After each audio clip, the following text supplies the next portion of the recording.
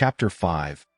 Adelmo exited the police station, feeling a sense of unease lingering in the air.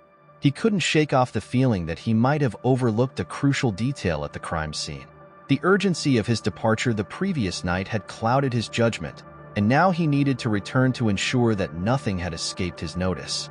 Aware of the police's vigilance, he treaded cautiously as he made his way back to the scene of the crime. Upon arriving at the store, Adelmo parked his car and entered the premises with a mix of apprehension and determination. The morning light illuminated the area, revealing the same familiar prints on the floor and door. As he retraced his steps, his eyes fell upon a peculiar sight. A strand of hair caught on a piece of metal near where the meat had been placed. Instinctively, he picked it up and secured it in a bag, realizing the potential significance of this discovery. Contemplating his next move, Adelmo weighed his options. He pondered the idea of analyzing the hair at home, but quickly dismissed it due to the lack of proper equipment. With a resolve, he decided to take the evidence to the lab for further examination. As he prepared to leave the scene, he couldn't help but feel a surge of anticipation at the prospect of uncovering the truth behind the mysterious strand of hair. Curiosity piqued, he ventured into the dimly lit back room, hoping to find some answers on the surveillance cameras. As he made his way through the narrow aisles, he couldn't help but wonder if a store of this size would even have such advanced security measures. Nevertheless, he pressed on, determined to uncover any potential clues. With each step, he scoured the room, his eyes darting from corner to corner until finally he spotted them.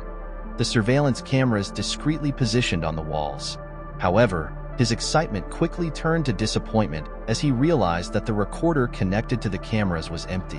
It seemed as though someone had already seized it, most likely the police, in their quest to unravel the mystery that had unfolded in this small store. Frustrated but undeterred, he left the store and pondered his next move. The answer came to him in a flash. He needed to have the DNA from the hair analyzed. But as he considered how to gain access to a lab and enlist their help, a wave of uncertainty washed over him. How could he convince them to assist him? The thought lingered in his mind, urging him to come up with a plan that would allow him to unlock the secrets hidden within the strands of hair. Adelmo glanced at his wristwatch, a classic timepiece that he treasured dearly, and his heart skipped a beat as he realized it was already 11 a.m. With a sense of urgency, he knew he had to make his way back to the police station to have a chat with his buddy. Determined, he swiftly hopped into his sleek car, the engine purring to life as he revved it up, ready to embark on his mission. The drive to the police station was a mix of anticipation and impatience for Adelmo. He navigated through the bustling city streets, skillfully maneuvering his car through the traffic, his mind focused on the impending conversation with his friend. As the minutes ticked by, he could feel the adrenaline coursing through his veins, urging him to reach his destination as quickly as possible. Finally, after what seemed like an eternity, Adelmo arrived at the police station. He parked his car in a designated spot, ensuring it was secure before making his way towards the entrance. As he stepped inside, he was greeted by the sight of a lady at the front desk. Her demeanor was indifferent, avoiding eye contact as if she had seen it all. Undeterred, Adelmo approached her and inquired about his friend, Nakusabila Minka. The lady, with a hint of annoyance in her voice, informed him that Nakusabila was indeed present and she would page him. Curiosity piqued, she asked for his name, to which Adelmo nonchalantly replied, "Adelmo Madison is what they call me," a sly smile playing on his lips. Unbeknownst to him, the lady couldn't help but roll her eyes, secretly amused by his confident demeanor. She relayed the message to let him in, and Adelmo couldn't help but feel a surge of excitement as he prepared to reunite with his buddy.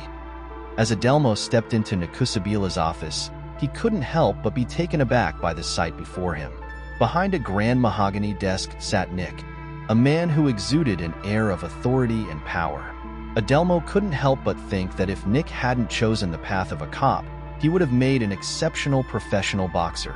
The way his dark skin contrasted with the slight asymmetry of his features, a testament to a past altercation that left a hint of a broken nose, only added to his imposing presence. Adelmo couldn't help but wonder how often Nick visited the barber to maintain his impeccably styled fade. Nick glanced up from his paperwork, his deep-set dark eyes locking with Adelmo's. A warm smile spread across his face as he motioned for Adelmo to take a seat. "Sit down, my friend. What brings you here?" Adelmo wasted no time and dove straight into questioning Nick about the break-in that had occurred the previous night. He was eager to find out any information they had gathered so far. However, to his disappointment, Nick refused to divulge any details about the case, citing police policy that prohibited sharing information on unsolved cases. Frustrated, Adelmo decided not to push further and abandoned the idea of requesting access to the police station's lab. Feeling a sense of unease, Adelmo tried to buy himself some time by requesting another cup of coffee. He hoped that the caffeine would help clear his mind and come up with a new approach to gather information about the break-in. As he waited for the coffee to arrive, Adelmo couldn't help but feel a mix of admiration and frustration towards Nick. He admired his friend's dedication to his job and commitment to upholding the rules, but at the same time, he wished Nick would make an exception for him, considering their close friendship. Nevertheless, Adelmo knew he had to respect Nick's decision and find another way to crack the case.